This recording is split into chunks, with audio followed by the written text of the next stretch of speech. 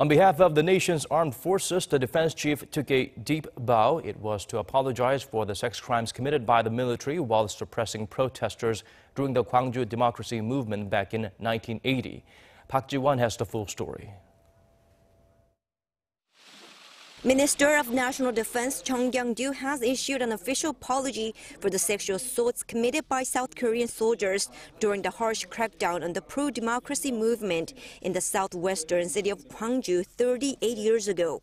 During a televised apology at Seoul's defense ministry on Wednesday, Minister Jeong bowed his head and expressed deep remorse. On behalf of the government and the military, I bow my head and deliver this apology for the unspeakable pain inflicted on the innocent female victims.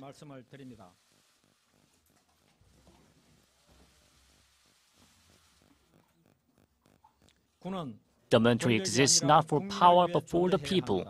It should protect the people from external threats and protect their human rights and dignity.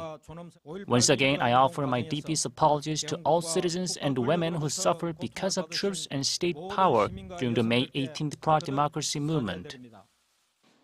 The apology comes a week after a government investigation team jointly comprised of officials from the nation's defense and gender ministries, as well as the National Human Rights Commission of Korea, confirmed a total of 17 cases of sexual assault by the military against Gwangju women in 1980. The troops were there to enforce martial law in the city.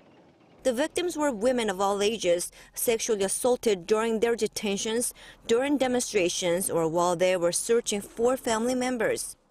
The joint investigation team did not reveal the identities of the perpetrators or their troop units, but a further probe will be done to track them down. The Defense Ministry vowed it will closely cooperate with the government's fact-finding investigation efforts.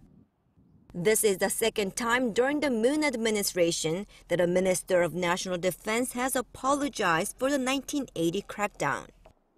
In February, former Defense Minister Song Myung-moo apologized on behalf of the military for its excessive use of force during the pro-democracy movement in Gwangju. In May 1980, citizens took to the streets in Gwangju protesting against the military coup by Chun Doo-hwan, who took power and became president. Hundreds of civilians were killed or went missing, and hundreds more were wounded during the military crackdown on the pro-democracy movement. Park Ji-won, Arirang News.